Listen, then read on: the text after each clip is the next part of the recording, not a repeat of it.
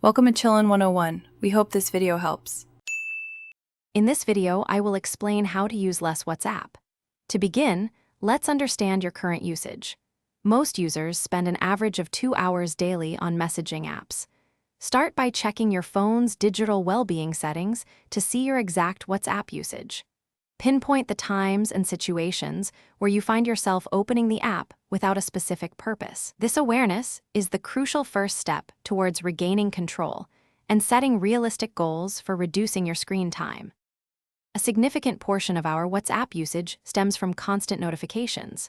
Disable all alerts except for direct messages from essential contacts. Consider muting group chats that are not critical or exiting those that no longer serve a purpose. Many people are in 10 or more groups, leading to constant pings. Instead of reacting instantly, try to check your messages only at specific times, perhaps 2 or 3 times a day, for 15 minutes each session. Breaking a habit requires replacing it with something else. When you feel the urge to open WhatsApp, pick up a book, go for a short walk, or engage in a hobby. For your closest friends and family, consider making a quick phone call or even meeting up in person instead of endless texting. Reserve WhatsApp for quick, functional messages, like coordinating plans or sharing essential information, rather than casual, prolonged conversations. This shift can drastically cut down your usage. To solidify your progress, implement regular digital detox periods.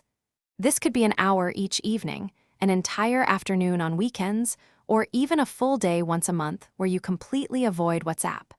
Communicate these boundaries to your important contacts so they understand your reduced availability. Over time, you'll find that you can maintain connections without constant digital presence, leading to a healthier and more intentional approach to your communication habits. Thanks for watching. Consider subscribing if we helped you.